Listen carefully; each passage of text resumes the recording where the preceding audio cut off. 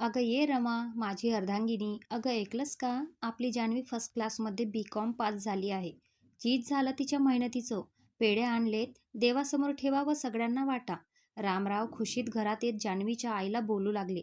रमाबाई, जान्हवीची आई, बाहेर येत म्हणाल्या, अहो किती मोठ्याने बोलत आहात.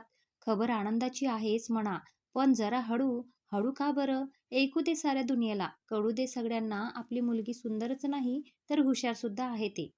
पण आहे कुठे आपली राजकन्या? दिसत नाहीये घरात. रिझल्ट बघायला गेली आहे मैत्रिणीसोबत. येण्यातच असेल. रामरावांकडून पेढ्यांचा बॉक्स घेत रमाबाई बोलल्या. मुलीच्या यशाने आनंदून गेलेले रामराव हरखून गेले होते व आपल्या लाडक्या सुंदर मुलीची आतुरतेने वाट बघू लागले. ते भूतकाळात गेले. लग्न होऊन 4 वर्ष झाली तरी संततीचे चिन्ह दिसत नव्हते. मुलांची हौस व आस तर दोघांनीही होती. बरेच डॉक्टर दैवत झाली, पण उपयोग झाला नाही. दोष कोणातही नव्हता, पण नशीब साथ देत नव्हते. निराश होऊन दोघांनी निर्णय देवावर सोपवला आणि देव प्रसन्न झाले. रमाबाईंना दिवस गेले, दोघांचाही आनंद गगनात मावेना. रामराव खूप काळजी घ्यायची त्यांची. शेवटी प्रस्तुतीची ती वेळ आली आहे. रमाबाईंना सकाळपासून कळ्या येत होत्या. त्यांची परिस्थिती बघून रामराव बेचैन होत होते. संध्याकाळ उलटून जायला आली, पण प्रसूती होत नव्हती. रामराव अस्वस्थपणे हॉस्पिटलच्या बागेत फेऱ्या मारत होते. देवा, लवकर सुटका कर माझ्या बायकोची, म्हणत त्यांनी आकाशाकडे बघत हात जोडले. एक तेजाने लकाकणारी तेजस्वी चांदणी त्यांच्या दृष्टीस पडली व भावरल्यासारखे ते त्या चांदणीला बघत असतानाच हॉस्पिटलच्या आतनं बाळाचा टाहो ऐकू आला. ते आत धावले. मार्गात नर्सने त्यांना अडवून हसत हसत सांगितले, अभिनंदन सर, मुलगी झालीये. बाळातीन एकदम टणटणीत आहेत. जिलेबी वाटा आता. रामरावांना हर्षवायू व्हायचा बाकी होता. थोड्याच वेळात त्यांनी खोलीत जायला मिळाले. रमाबाईंना सुखरूप व समाधानी बघून त्यांनी निश्वास सोडला व ते त्या चिमुकल्या जीवाला बघू लागले. ते सुंदर गोरेपान कन्यारत्न बघून त्यांच्या डोळ्यातून आनंदाश्रू वाहू लागले.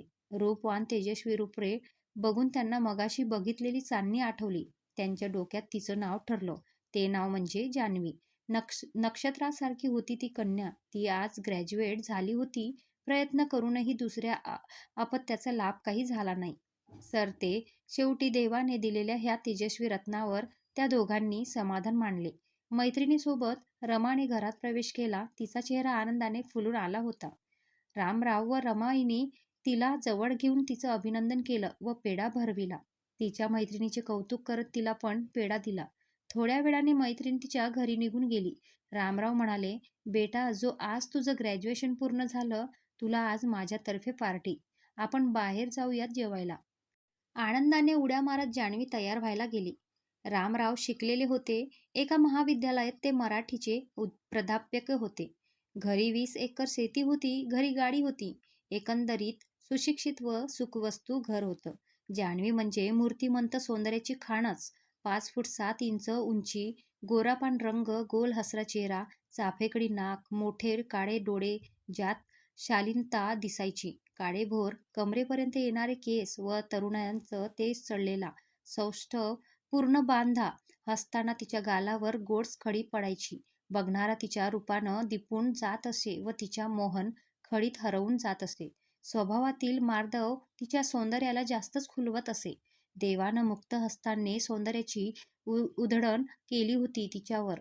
उंची रेस्टॉरंटमध्ये जेवताना रामरावांनी तिला, आता पुढे काय विचार आहे तुझा बेटा, असं विचारताच जान्हवीने पटकन M.Com व नंतर MBA करणार असं उत्तर दिलं. रमाईंना तिच्या उत्तराने फारसा आनंद झालेला दिसला नाही. पप्पा मात्र खुश होते. स्वतः प्राध्यापक असलेल्या रामरावांचा तिला पाठिंबा होताच. घरी आल्यावर आपापल्या खोलीत झोपायला आल्यावर बेडवर बहुललेल्या रामरावांना त्याच्या शेजारी आडवी होत रमाईला म्हणाल्या, अहो ऐकलं का, आता आपली पोरगी ग्रॅज्युएट झाली.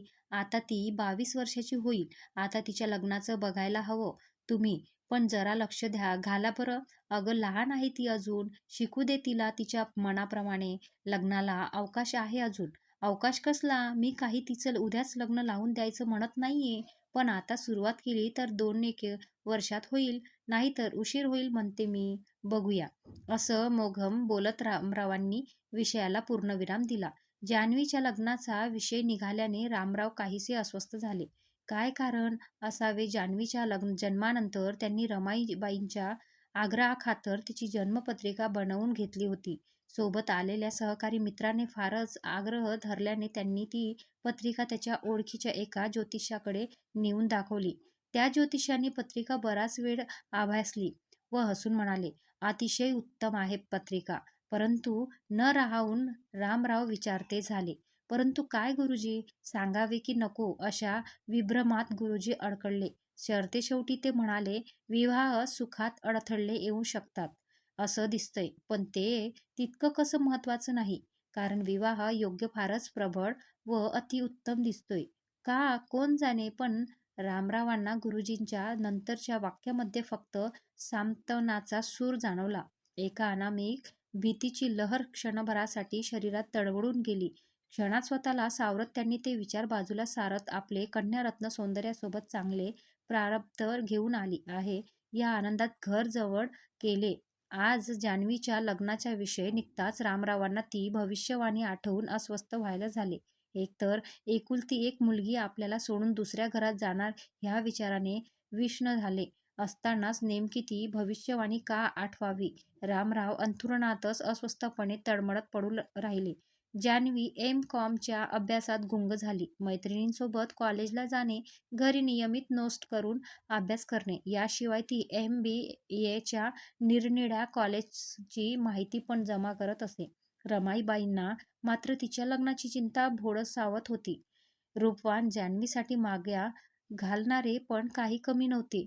रामराव सुरुवातीला अनुत्सुक होते, मात्र रमाबाईंच्या सतत मागे लागण्याने व मुलगी लग्नाची झाल्याची जाणीव झाल्याने त्यांनी लक्ष घालायला सुरुवात केली. मुलांकडनं मागण्या येत होत्या, पण एकही स्थळ त्यांनाच पसंत पडत नव्हते. मग जान्हवीसमोर प्रस्ताव ठेवणे तर दूरच. जान्हवी एकुलती एक व दिसायला लाखात एक. शिवाय त्यांची परिस्थिती पण सुखवस्तू, उच्च मध्यम वर्गात मोडणारी. आतापर्यंत त्यांनी जान्हवीला एखाद्या फुलासारखे जपले होते. त्यामुळे साहजिकच आपली कन्या त्याच तोलामोलाच्या घरात जावी, येथे तिला सगळ्या सुखसुविधा मिळतील अशी त्यांची रास्त अपेक्षा होती. रामरावांना स्थळांची आर्थिक परिस्थितीपेक्षा माणुसकीने वागणारी प्रेमळ माणसं जास्त महत्वाची वाटत होती. त्यामुळे श्रीमंत घरातून आलेल्या मागण्या त्यांनी संस्काराच्या निकषावर घासून बघत नाकारल्या होत्या. पण मनात जोगे ते स्थळ नजरेच्या टप्प्यात येत नव्हते. आपली आर्थिक सामाजिक परिस्थिती उत्तम असताना दृष्ट लागण्या इतकी लावण्यवती कन्या असूनही लग्न जमणे हे तितके कसे सोपे नाहीये ह्या रमाबाईंच्या मताशी रामराव सहमत झाले. इकडे पहिले वर्ष संपवून जान्हवी फायनल इयरला गेली होती. लग्नाचा विषय काढला की तिचा थयाथ सुरू होई.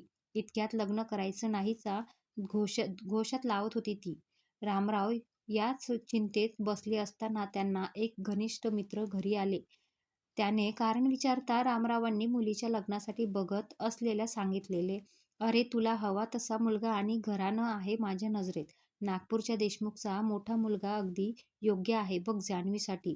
मुलगा तर देखणा आहेच, पण देशमुख घराणं प्रतिष्ठित व संपन्न आहे. मुलगा इंजिनियर आहे, मुंबईला असतो. सध्या सुट्टीवर आलाय नागपूरमध्ये. मी बोलतो बाळासाहेब देशमुख सोबत.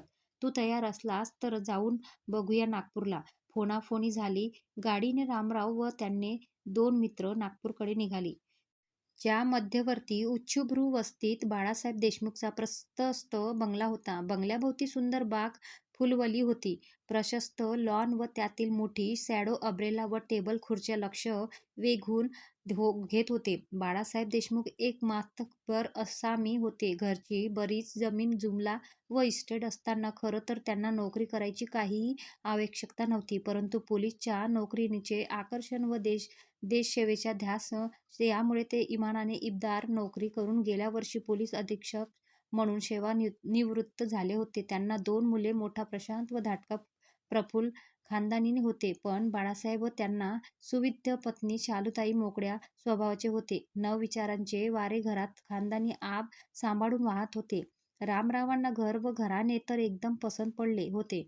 फराळ व थोड्या गप्पा झाल्यावर बाळासाहेबांनी प्रशांतला निरोप पाठवून बोलावून घेतलं. प्रशांत दिवाणखान्यात येऊन बसला व रामराव सगळे त्याच्याकडे बघतच राहिले. पुरुषी सौंदर्य व संपूर्ण व्यक्तिमत्व समोर होतं. प्रशांत 6 फूट 2 इंच उंचीचा, मजबूत शरीर यष्टीचा, हसऱ्या चेहऱ्याचा तरुण गोरा रंग, नियमित व्यायामाने कामवलेला शरीर, किंचित तपकिरी हसरे, बोलके डोळे, काळे कुरळे केस व या भारदस्तपणा शोभून दिसणारी चेहऱ्यावरील खानदानी झाक कोणावरही प्रथमदर्शी छाप पडलीच पाहिजे असे भारदस्त व्यक्तिमत्व.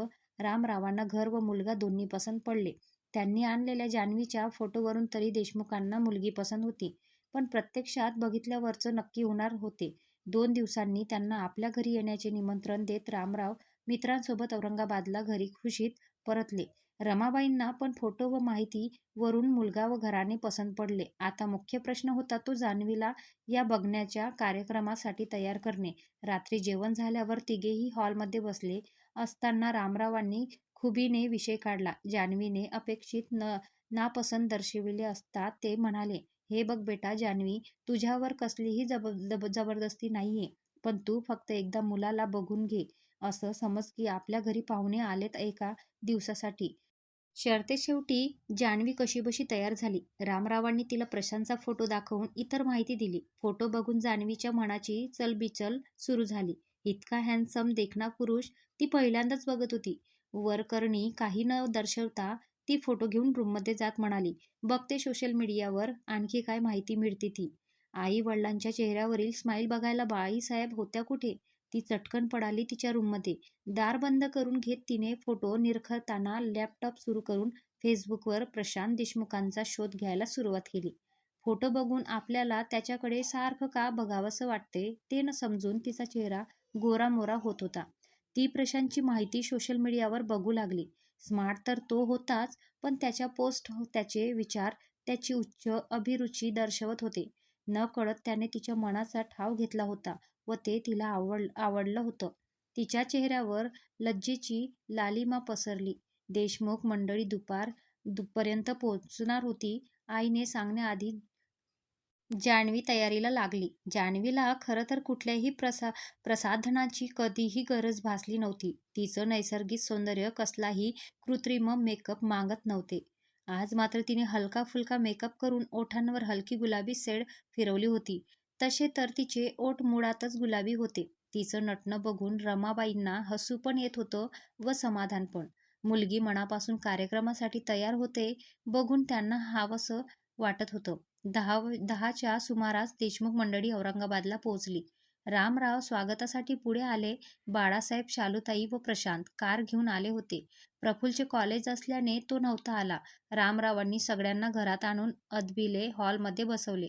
नोकराने पाणी आणले.